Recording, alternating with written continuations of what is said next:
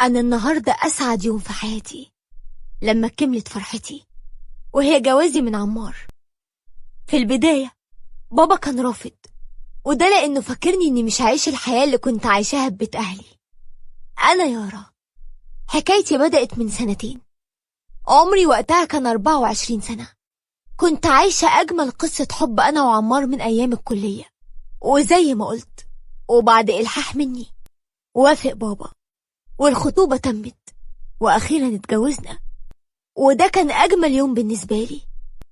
هو أنا وعمار بقينا لبعض فعلا؟ كنت فاكرة إن حياتنا هتمشي زي ما كنت رسمها في خيالي، لكن بعد فترة من جوازنا بدأت أشوف معاملة أمه وأخواته البنات ليا، وكأني خدامة مش مرات ابنهم. ده غير الإهانة على أتفه الأسباب. أنا اتجوزت في بيت عيلة، وبالرغم من إن حياتي مقفول عليها إلا إني كنت راضية ومبسوطة عشان عمار في حياتي، اللي دخلته عليا آخر اليوم بتنسيني كل حاجة. وطبعا عشان ما زعلوش أو أقلب مزاجه كنت برفض أحكيله عن المعاملة اللي بشوفها من أهله ليا. وعدى كم شهر من جوازنا على نفس الحال وأنا ساكتة ومتحملة، لحد ما في يوم جاتلي مكالمة من عمتي إن بابا اتنقل للمستشفى، وبأقصى سرعة كنت هناك أنا وعمار. بابا كانت حالته صعبة جدا، وده لما الدكتور قال لنا إن عنده نوبة قلبية وارتفاع في ضغط الدم. وقتها أنا انهارت من العياط على الحالة اللي بابا وصلها، وده أكيد بسبب التدخين المبالغ فيه. وبابا فضل تحت الملاحظة الطبية في المستشفى الفترة، وكنت دايما عنده وبطمن عليه، ومع ذلك ما كنتش قادرة أشوفه في الحالة دي. بابا ملوش غيري دلوقتي، وكأن الصدمات في الوقت ده ما تعرفش غيري. وبعد فترة رحنا للدكتور عشان نشوف ليه الحمل بتاعي اتأخر، لكن استقبلت وقتها أصعب جملة، وهو إن مفيش حمل وإن عندي مشكلة. وبكلام الدكتور وقتها طمني وقال لي ده مجرد وقت وكله بإيد ربنا، وإن احنا لازم نصبر. وعدت أول سنة على جوازنا أنا وعمار، وفعلا بدأ يتغير معاملته معايا، وكأني أنا المسؤولة عن كل اللي بيحصل. حاولت أتأقلم على الوضع لفترة كبيرة، وأنا بستحمل كلام أمه ليا ونظراتها ومعاملة عمار الجافة، وأنا لا حول لي ولا قوة. وبعد فترة كنت قاعدة في أوضتي، كنت كالعادة مستنية عمار يرجع، وكان المتوقع إني هلاقيه داخل عليا ومش طايق كلمة مني، وبيحاول يتهرب من أي حاجة بقولها. لكن توقعي كان عكس كده تماما. لقيته دخل عليا وبيقولي حقك عليا، عارف إن دي حاجة مش بإيدك ومش لازم أحملك فوق طاقتك. أنا حاربت واتجوزتك عشان عاوزك وبحبك انتي. ولقيته قرب مني وبس راسي وقال أنا آسف، واللي ربنا عايزه أكيد هيكون. فرحت قوي وقلت له أنا كنت مستنية اليوم اللي تفهم وتعرف إن حبنا أكبر من أي شيء، وإن من المستحيل إن أي حاجة تغير اللي جوانا لبعض، والحياة بينا رجعت أحسن من الأول بكتير. وعمار بقى يحاول يراضيني على قد ما يقدر، وكان بيعوضني الأيام اللي كان قاسي عليا فيها. وفي يوم لقيته بيقولي يارا، أنا قررت إن احنا نسيب البيت هنا ونجيب شقة إيجار ونستقر لوحدنا بعيد عن بيت أهلي. استغربت جدا وقلت له أنا مش فاهمة حاجة، ليه عاوز تعمل كده ونسيب بيتنا ونروح نعيش في شقة إيجار؟ أنا خلاص اتأقلمت على العيشة هنا. لقيته بيقولي يا ريت ما تخبيش عليا، أنا مقدر الحياة اللي انت عايشاها وإنك مش مرتاحة في البيت هنا، وده بسبب معاملة أهلي معاكي. أنا حاولت بكل الطرق أحسن العلاقة بينكم، لكن مع الوقت هتتغير الظروف وهنرجع تاني لبيتنا أكيد. قلت له أنا ما اشتكتش ولا قلت لك عمري إنهم بيعاملوني وحش، بالعكس يا عمار، أنا كده مش هكون مرتاحة زي ما أنت عاوز. كل ما لاقياك إنك مضغوط ماديا وبتدفع إيجار أكتر، وبالنسبة لمامتك وأخواتك أنا خلاص خدت عليهم. وطبعا بعد كلام كتير بينا في النهاية أنا وافقت، وفي خلال أسبوع كنا نقلنا شقتنا الجديدة. ما كنتش مبسوطة زي ما كنت متوقعة، ومش فاهمة ليه مش مبسوطة، مع إنها في الحقيقة شقة راقية وجميلة جدا. وفي يوم صحيت من النوم على صوت حاجة بتتحرك في الصالة برا. قلت ده أكيد عمار برا، وأول ما لفيت وشي عشان أنام لقيت عمار نايم جنبي. قلبي اتقبض وقتها، وقلت ده أكيد حرامي. وقبل ما صحي عمار فكرت لا تكون قطة دخلت البيت واحنا مش واخدين بالنا. قمت بمنتهى الهدوء وطلعت الصالة، بس ما لقيتش حاجة. قلبت الشقة كلها وبرضه مفيش حاجة، وده بالرغم ان كل الشبابيك مقفولة. هو في ايه؟ اكيد بيتهيألي. وتاني يوم وبعد ما عمار نزل الشغل، امل اخته جت تزورنا في الشقة، وقامت تروح الحمام تغسل وشها، وفجأة سمعت صرختها جاية من عند الحمام. قمت جريت عليها وسألتها مالك فيكي ايه؟ علامات الرعب كلها كانت مرسومة على وش امل، وقالت لي بصوت مهزوز انا عاوزة امشي. لما سألتها ليه عايزة تمشي وايه السبب، رفضت تحكي ومشيت على طول. لكن نزلت وراها بسرعة وسألتها مالك يا امل، ليه صوتي كده؟ لقيتها بتقولي لما دخلت الحمام وقفت قدام الحوض وشفت في المراية شخص واقف، كان واقف ورايا وملامحه باهتة ومخيفة جدا. وقتها صوت وجريت برا. بعد اذنك يا يارا انا همشي، سيبيني امشي. طلعت شقتي وانا مش عارفة اخاف ولا اضحك. هو ده كلام يتصدق برضو؟ ما حكيتش حاجة لعمار عن اللي حصل النهاردة، وعديت الموقف لحد بالليل واحنا نايمين. سمعت نفس الصوت، في حد بيتمشى في الشقة رايح جاي، بس حطيت احتمال ان الصوت ده من الشقة اللي فوقينا. بس اللي اعرفه ان مفيش حد ساكن في الدور اللي فوق، حتى كمان الصوت قريب قوي من الأوضة. قررت ان هقوم واتأكد ان مفيش بره حد. لكن لما خرجت شفت مشهد صدمني خلاني فضلت اصوت، وعمار قام جري عليا وبيقول لي مالك. حكيت له على الصوت اللي بسمعه، ولما قمت اشوف مصدر الصوت لقيت في شخص واقف عند باب الحمام، شكله مرعب جدا. وقتها انا صوت وهو اختفى. لقيته بيقول لي اهدي بس، اكيد بيتهيألك انك شفتي كده. قلت له لا طبعا انا متأكدة. قال لي صدقيني مفيش حاجة اسمها كده، انت اكيد نفسيتك تعبانة، انا معاكي ما تقلقيش. كلام عمار طمني وخلاني اتأكد انه بيتهيألي بسبب الخوف اللي مسيطر عليا. وتاني يوم كنت قاعدة في البيت لوحدي، ولقيت صوت في ودني وعمال يكرر جملة واحدة: انت مكانك مش هنا، مكانك تحت الأرض معانا. وتكرر كتير في ودني: انت مكانك مش هنا، مكانك تحت الأرض معانا، انت مكانك مش هنا. لحد ما لقيت نفسي برد عليه وبقول له انت مين وعاوز مني ايه؟ الصوت بدأ يبعد وفقت من مكاني وانا بقول لنفسي ايه اللي انا بعمله ده؟ انا شكلي هتجنن فعلا، ووصلت لمرحلة ان برد على شيء مش موجود.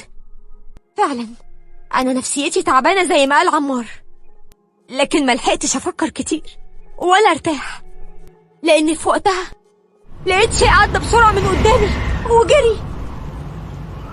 انا اترعبت ولقيتني بتصل على عمار وبقول له الحقني يا عمار، في حد في الشقة وانا خايفة. وطبعا في اقل من ساعة عمار كان عندي، ولما حكيت له بصلي بذهول وقال لي وهو متضايق: انا سيب شغلي عشان اجي اسمع منك الخرافات دي، مفيش اي اصل لحد كان موجود هنا غيرك يا هانم، ممكن افهم في ايه؟ لقيتني لوحدي بعيط وبقول له صدقني يا عمار انا مش مجنونة ولا بكدب عليك، اكيد في حاجة مش فاهماها وعاوزانا اتجنن. قال لي يا سلام، تقصدي ان الشقة مسكونة؟ افتكرت وقتها امل اخته واللي حصل لها اليوم اللي كانت عندي فيه، وحكيت له على الموقف بتاعها. طلع موبايله واتصل بيها وسألها على اللي حصل لما كانت عندي في الشقة، لكن ردها على عمار صدمني وخلاني مش قادرة أقف على رجليا لما ردت وقالت له: شقة ايه؟ أنا ما رحتش الشقة ليارا أصلا من ساعة ما سكنته، وانت اليوم ده كنت موجود وقعدت معانا. وقتها اتعصبت وانا مش عارفة ليه اصلا هي بتكذب وهتستفاد ايه. قلت له وانا واثقة من اللي بقوله: لو كل اللي فات ده اوهام، فاللي قلته لك عن امل لازم تصدقه، لازم تصدقني. انا امل جت الشقة وكل اللي حكيت لك عليه هو اللي حصل. عمار قفل الخط وبصلي بشفقة وقال: هي دي يارا؟ يارا اللي حبيتها واتجوزتها؟ ليه بقيتي تعملي كده؟ وصلتي للحالة دي ازاي؟ وسابني عمار ومشي. فقت وانا متأكدة ان خلاص حياتي بتتدمر وبإيدي. قعدت وحاولت تاني افكر، لكن لقيت قدامي نفس الكائن المرعب. قرب وقال لي: مين قالك انك بيتهيألك؟ كل اللي بتشوفيه ده حقيقي. ضحك بصوت عالي.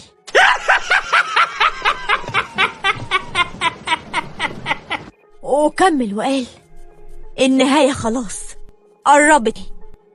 غمضت عينيا وانا هموت من الرعب، وفضلت ادعي واقول: يا رب يا رب. كل حاجة اختفت، ومن بعدها بطلت احكي او اشتكي لعمار اي حاجة. وده لان دايما ردوا عليا ان خلاص بقيت مجنونة. انا فعلا بقيت لوحدي، محدش حاسس بيا. كنت بقول لنفسي: انا لسه ليه عايشة؟ ما انا مش هعرف اكمل حياتي في الكابوس ده. لكن جوايا كان دايما رافض الفكرة دي. فكرت كتير ان اروح لدكتور نفسي، لكن هقوله ايه؟ ان بشوف شبح في البيت بيظهر لي انا لوحدي. وكان الحل الوحيد ان اطلب من عمار ان احنا نسيب الشقة. ولما رجع قلت له: احنا لازم نسيب الشقة، احنا من اول يوم جينا هنا وانا نفسيتي تعبانة. لقيته رد وبيقول لي: تاني يا يارا؟ هو احنا مش هنخلص بقى من الموضوع ده؟ عموما تمام يا ستي، على الاقل الشهر ده يخلص وساعتها نسيب الشقة. قلت له: تمام يا عمار، وانا هستنى الشهر يعدي.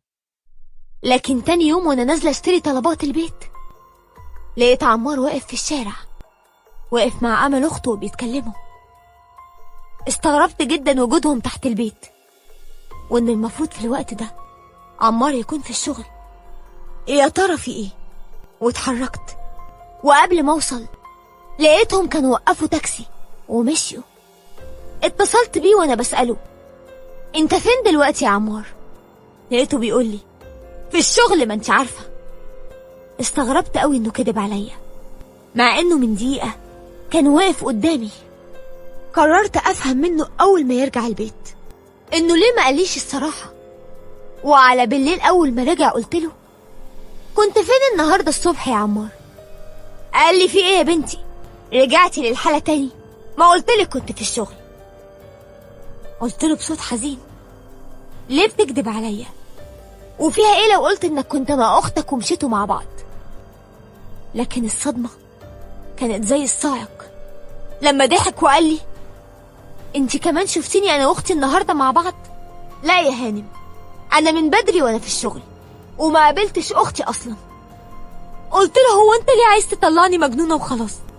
انا كويسة يا عمار ومش مجنونة، وكل اللي بشوفه ده حقيقي. قال لي: اكيد كل اللي بيحصل منك ده شيء مش طبيعي. وانا متحمل وساكت. للدرجة دي انت بقيتي انسانة صعب التعايش معاها؟ سكت وانا هموت من الصداع، ومش عارفة اخد قرار على اي حاجة بتحصل لي، حتى لو الشقة فيها حاجة مش طبيعية. فاكيد اللي بشوفه في الشارع ده ليه تفسير تاني.